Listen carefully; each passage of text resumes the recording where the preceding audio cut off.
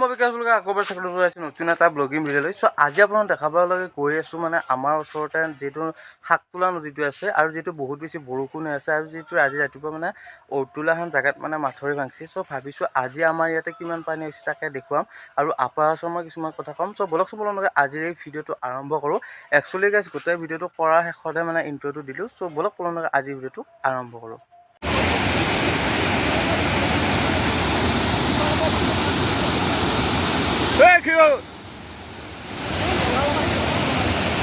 মানে আমাৰ ঘৰৰ ওচৰতে বাৰু। চ' আলুচুকা নাপনতে এইখিনি যিহেতু খাল দুটাৰ মানে সমান হৈছে ৰাস্তাটো, সেইকাৰণে পুৰা বানপানী। আৰু এতিয়া আমি বানপানী কৰি যাই আছোঁ বৰ্তমান মংগলদৈ এইফালে নৱভাই গাড়ী চলাই আছে। বৰ্তমান আমি গৈছিলোঁ মংগলদৈত, যিহেতু আজি ৰাতিপুৱাৰ ভাগতে মানে ঔটোলা ছাইডত মানে মাথৰি এটা ভাঙিছে। চ' ভাবিলোঁ আমাৰ মাথৰিটো বা আমাৰ শাকতোলা নদীটো কিমান পানী আছে কি আছে তাকে দেখুৱাম। চ' আপোনালোকে ভিডিঅ'টোৰ লগত জড়িত হৈ থাকিবি। এতিয়া বৰ্তমান যাই আছোঁ আমাৰ য'ত নেকি 3 বছৰমান আগতে মাথৰিটো ভাঙিছিল আৰু ত' তালৈকে যাই আছোঁ আৰু তাৰে পৰিৱেশটো দেখুৱাওঁ কিমান পানী বাঢ়িছে কিমান কমিছে। ইফালে গোটেই বোকা, ইফালে গাইছ গোটেই বোকা থৰেদি গৈ আছোঁ বৰ্তমান। আৰু মোৰ মানে ৰাইট চাইডত আছে আমাৰ শাকতোলা নদীটো। এতিয়া বৰ্তমান এইখিনি পাৰ হোৱাৰ লগে লগে আমি পাম আমাৰ য'ত নেকি 2 বছৰমান আগত মানে মাথৰিটো ভাঙিছিল। চ' তাতে যাই আছোঁ। এয়া মাথৰি গৈ আছোঁ। বৰ্তমান মাথৰিটো যিহেতু 3 বছৰমান আগত বনাইছিল চৰকাৰে, বৰ্তমান সম্পূৰ্ণ হোৱা নাই কিছুমান ছাইডত। চ' এইখিনি জেগাতে আমাৰ মাথৰিটো ভাঙিছিল আৰু গাইছ। চ' এতিয়া যাই আছোঁ মজাকৈ। ইফালে গাইছ মই আহি পালোঁ শাকতোলা নদী, মানে শাকতোলা মাথৰিটো য'ত নেকি আমাৰ মানে 3 বছৰমান আগতে মাথৰিটো ভাঙিছিল। আৰু ইফালে অৱস্থা গাইছ চ' কেনেকুৱা হৈ আছে। চ' চাওক আপোনালোক আজি দেখুৱাম, মানে আপোনালোকে চাই থাকিব। এইটো হৈছে শাকতোলা নদীৰ মাথৰি আৰু ইফালে পানী বহুত বেছি বাঢ়িছে গাইছ। চ' পানী বহুত বেছি বাঢ়িছে। চ' ইফালে পানী এলৈকে আহিছে গাইছ। চ' পানী এলৈকে আহিছে। চ' এইকেইটা খুটা আৰু সেই পানীখিনি মানে তালৈকে আছিল, যিহেতু বহুত বেছি বৰষুণ হৈ আছিল সেইকাৰণে এইখিনিলৈকে আহিছে। আৰু ইফালে গোটাই হেঙা চেঙা বেচিলে গোটাই পানী হৈ গৈছে। চ' এতিয়া ক'ব নোৱাৰোঁ কি হয়, যিহেতু ঔটোলাটো পুৰা বানপানী হৈ আছে। মানুহখিনি মানে পুৰা মোবাইল চোবাইলে চাই আছে আমাৰ ইয়াতে পানী হৈছে নেকি, কিন্তু বৰ্তমানলৈ হোৱা নাই। পানীটো নদীত বেছি হৈছে কিন্তু আমাৰ মাথৰি চাথৰি ভাঙা নাই বৰ্তমান। তাকে আপোনাক দেখুৱাবৰ কাৰণে আহিলোঁ। নদী পানী বাঢ়া দেখিলে বুকুটো হম হম কৰি যায়। বহুত আচলতে হৃদয় বিদাৰক চিটুৱেশ্যন হৈছে মানে তাতে আপাৰ আচামত। এইটো আচলতে হেৰি বুলি কয়, চবতকৈ বেছি কোনখিনি হৈছে নেপালী খুটি বুলি জেগাটোত বেছি মানে ক্ষতিগ্ৰস্ত হৈছে মানুহবিলাক। সেইটোৱে আৰু ভগৱানক প্ৰাৰ্থনা কৰিছোঁ জল্দি সকলোবোৰ নৰ্মেল হৈ যাওক আৰু বেছি বৰষুণ নাহিলে হওক। এতিয়া আৰু বেছি বৰষুণ দিলে আমাৰ ইফালেও একদম পানী ভৰ্তি হৈ যাব। বৰ্তমান পানী বহুত বেছি বাঢ়ি আছে গাইছ। চ' বহুত বেছি ভয় কৰি আছে আমাৰ এইখিনি মানুহে। যদি 3 বছৰমান আগৰ নিচিনা চিটুৱেশ্যন হয়, এইবাৰতো আমি গেলোঁ গাইছ। এইবাৰ গোটেই খাৰাপ, যিহেতু আপাৰ আচামত বহুত বেছি বানপানী হৈ আছে। চ' আপোনাক গম পাইছে বৰ্তমান বিভিন্ন ঠাইত পানীটো বৰ্তমান জমা লাগি আছে, কিন্তু বিভিন্ন ঠাইত আগৰ তুলনাত কমছি। যিহেতু নৱভায়ে ক'লে যে নেপালী খুটিত বৰ্তমান পৰিস্থিতি বহুত বেছি ভয়ানক হৈছে। যিমানকেইখন গাঁও আছিল তাতকৈ বেছি মানে নেপালী খুটিত ক্ষতিগ্ৰস্ত হৈছে মানুহখিনি। চ' বৰ্তমান বান সাহাৰ্য বিভিন্ন ঠাইৰ পৰা দিব গৈছে, চৰকাৰেও বৰ্তমান দি আছে সাহাৰ্য কিবা কিবি। আৰু যিহেতু কণ্টেণ্ট ক্ৰিয়েটৰ, ব্লগাৰ, ছ'চিয়েল মিডিয়াৰ লগত জড়িত ইনফ্লুৱেঞ্চাৰ, চ' গোটেইখিনিয়ে মানে যিমান পাৰি সুবিধা মানে সিহঁতক মানে আগবঢ়াই আছে। চ' আমাৰ ফালেও ছাপোৰ্ট কৰিছোঁ, কিন্তু মই ভিডিঅ' বা ধৰ তেনেকুৱা মানে ছ'চিয়েল মিডিয়াত আহি ভিডিঅ' কৰি আপোনালোক জনোৱা নাই বৰ্তমানলৈ। আপাৰ আচামৰ নিচিনা চিটুৱেশ্যন এইখিনিতো নহওক, যিহেতু আপাৰ আচামত হোৱা মানে আমাৰ ঠাইত হোৱা, যিহেতু আমাৰ গোটেই অসমবাসী চ' সিহঁতৰ লগত বৰ্তমান লাগি আছে। আৰু আমিও নিউজ বা বাতৰি তেনেকুৱা ইনষ্টা ছ'চিয়েল মিডিয়াত আমি চাই মানে বহুত বেছি বেয়া লাগি আছিল গাইছ। এতিয়াও বৰ্তমান বেয়া লাগি আছে, যিহেতু বহুত বেছি ভয়ানক চিটুৱেশ্যন হৈছিল তাতে। বৰ্তমান পানী কমছি যদিও মানে কিছুমানৰ ঘৰ, কিছুমানৰ ল'ৰা, কিছুমানৰ ছোৱালী, কিছুমানৰ মাক দেউতাক এনেকৈ পানীত উটি যাই আছে আৰু কিমান জীৱ জন্তুৰ মৃত্যু হৈছে তাকে দেখি মানে ভয়ানক। আমাৰো ভয় লাগিছে, যিহেতু ৰাতিপুৱাৰ ভাগতে এই চিটুৱেশ্যনটো হ'ল ঔটোলাত। সেইকাৰণে ভাবিলোঁ আপোনালোকক দেখুৱাই দিওঁ কেনেকুৱা পৰিস্থিতি আমাৰ ইফালে। বৰ্তমান ঠিকেই আছে, কিন্তু পানীটো বেছি হৈছে। এইটো নতুন মাথৰিৰ কাৰণে মাথৰিটোৰ ওচৰলৈ বৰ্তমান আহিব পৰা নাই পানীখিনি। বৰ্তমান কেনেকুৱা পৰিৱেশ বা কেনেকুৱা পৰিস্থিতি হৈ আছে, যিহেতু আজি ঔটোলাত মানে মাথৰিটো ভাঙিছিল। ভাবিলোঁ আমাৰ এইখিনিত ক'ৰবাত কিবা হৈ আছে নেকি, তাকে একবাৰ পৰ্যবেক্ষণ কৰিব আহিলোঁ এজ এ ব্লগাৰ হিচাপে, যিহেতু গাঁওখিনিক মানে সাৱধান কৰিব লাগিব আৰু আমিয়ে। চ' ইফালে আহিলোঁ মজা চিনাৰী, আৰু ইফালে আছে আমাৰ শাকতোলা নদীটো। চ' এইখিনিতে ভাঙছিল, য'ত নেকি এতিয়া দুটা ছাইড হৈ আছে দেখাত।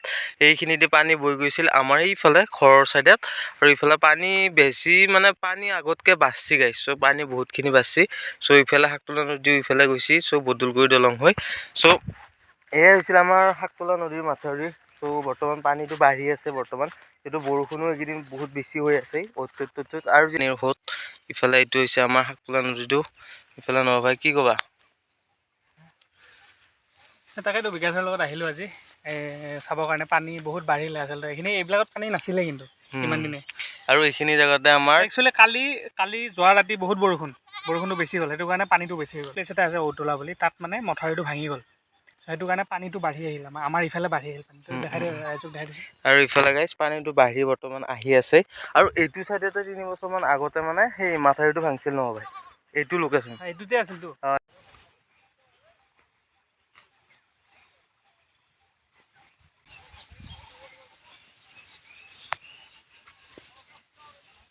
আৰু গাইছ এইখন পথৰেৰে গৈছিল য'ত নেকি বানপানী হৈছিল। বানপানীৰ পানীখিনি এই ছাইডত ভাঙাৰ পিছত মানে পানীখিনি এইটো ছাইডে যায়।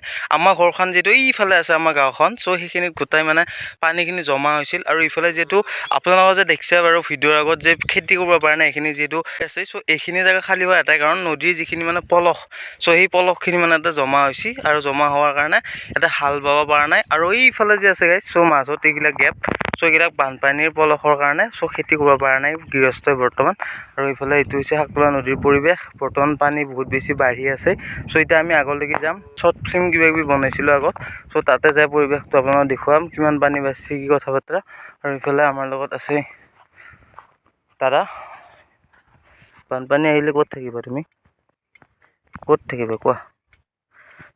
ইহঁতেও ভাবি আছে গাইছ বানপানী নাহক, চ' আমিও ভাবি কৈছোঁ যে বানপানী নাহক। ইফালে আমি নৰভাইৰ লগত বহি ল'ম এতিয়া আগৰ পৰিৱেশটো দেখাবৰ কাৰণে।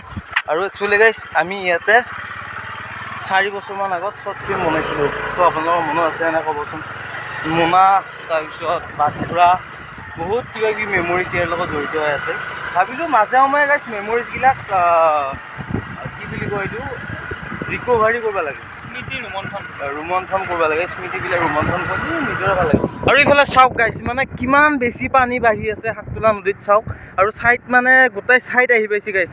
চ' বহুত ভয়ানক পৰিস্থিতি হৈছে। যদি মাথাউৰিটো পুৰণা আৰু তল হৈ থাকিল হয় তেতিয়া আমাৰ এইফালেও বানপানী হ'ল হয়। আৰু এইবিলাক গোটেই পানী হৈছিলে সঁচাকৈ। আৰু ইফালে গাইছ যিহেতু মানুহখিনি খেতি কৰা কমপ্লিট হোৱাই নাই বৰ্তমান, বানপানীটো আহিলে বহুত বেছি ভয়ানক আৰু বহুত বেছি বেয়া লগা পৰিৱেশ হ'ব। যিহেতু আপাৰ আচামো বৰ্তমান বহুত বেছি কি ক'ম আৰু গাইছ বানাক্ৰান্তত ভুগি আছে। চ' সিহঁতকো এতিয়া বৰ্তমান আমাৰ সহায়ৰ প্ৰয়োজন। চ' আমাৰ মানুহখিনি বৰ্তমান বহুতখিনি মানুহে বৰ্তমান হেল্প কৰি আছে। মাৰবোৰ গাইছে ভিডিঅ' কৰি থাকোঁতে মাৰবোৰ। আৰু যিটো জ্বালা খাইছোঁ গাইছ, মঙলদৈত গৈছিলোঁ, আলুচুকাৰ ছাইডত দুটাই পানী, ৰাস্তা দুটা পানী। চ' আৰু পুৰ্ণিয়া ছাইডটো দুটাই ডেভেলপ মানে কি ক'বি ডেভেলপৰ নামত জিৰ'। পুৰ্ণিয়া ছাইডটোত গোটেই পানী হৈছে। চ' ট্ৰাক চাকে গোটেই বোকা চোকা মাৰি যাই আছে গাড়ী। আৰু ইফালে যিহেতু খেতি কৰা বৰ্তমান মানুহখিনি হোৱা নাই, বানপানী নাহক তাকে কামনা কৰিছোঁ। যিহেতু গোটেই 6 মাহটো 4 মাহে কষ্ট কৰে খেতিৰ নামত, যদি বানপানীত মানে গোটেইখিনি ক্ষতিগ্ৰস্ত মানে হৈ যায়, চ' বহুত বেছি বেয়া লাগিব। আৰু ইফালে আহি পালোঁ আমাৰ শ্বৰ্ট ফিল্মৰ জেগাটো।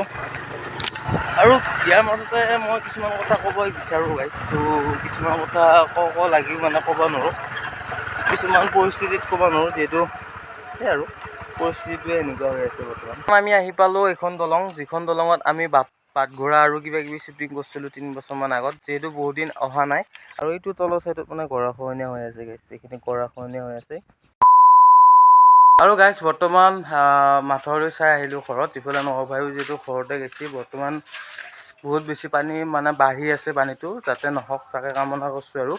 আৰু ইফালে ঘৰত ওলাই আহিয়ে মানে কাম এটা উলিয়াই লৈছোঁ। যিহেতু মঙলদৈ টাউনত গৈছিলোঁ, মানে এই বেটাৰীটোৰ কাৰণে গৈছিলোঁ। এই বেটাৰীটো মানে প্ৰব্লেম হৈ আছিল, মানে চাৰ্জ লওঁৱেই কিন্তু ষ্টাৰ্ট নহয়েই। বেটাৰীটো ভাল কৰি লৈ আহিলোঁ। এখন বাইক প্ৰায় 1 মাহৰ মূৰত উলিয়াইছোঁ আকৌ নতুনকৈ। চ' যিহেতু বাইকখন আপোনাৰ বহুত দিন ভিডিঅ'ত দেখা নাছিল, চ' আজি ফাইনেলি দেখুৱাই দিছোঁ। যিহেতু মই চাইকেল লৈ অ'টোত যাওঁ, চ' ভাবিছোঁ বাইকখন আকৌ ভাল কৰিম, মানে বিক্ৰী কৰিম। যদি কাৰোবাক লাগে কমেণ্ট কৰি জনাব। মই কমেণ্ট বক্সত ৰিপ্লাই দিম বা ফোন নম্বৰ কিবা কিবি দিম যদি লাগে। NS 200 কম প্ৰাইজতে মই বিক্ৰী কৰিম এইখন। যিহেতু এইখন মানে বিক্ৰী কৰাৰ কাৰণটো হ'ল নতুন কিবা এখন মানে ল'ব লাগিব, সেইকাৰণে এইখন বিক্ৰী কৰিম। সেইকাৰণে তাড়াতাড়ি মানে ভাল কৰি আছোঁ, বৰ্তমান চাফা কৰি আছোঁ। অলপ মানে লেতেৰা হৈছিল, বেটাৰীটো ভাল কৰি লৈ আহিলোঁ। লাগিলে আপোনালোক কমেণ্ট কৰিব NS 200। কাগজ পাতি অল ক্লিয়াৰ হৈ আছে। আপোনালোক কমেণ্ট কৰিব, মই চেষ্টা কৰিম দিবলৈ। প্ৰাইচটো আপোনালোক কৈ আছোঁ। কমেণ্ট কৰি মোক পাৰ্চনেলি মেছেজ কৰিব, মই প্ৰাইচটো কৈ দিম। এইফালে এখন হৈছে NS 200 বাইকখন।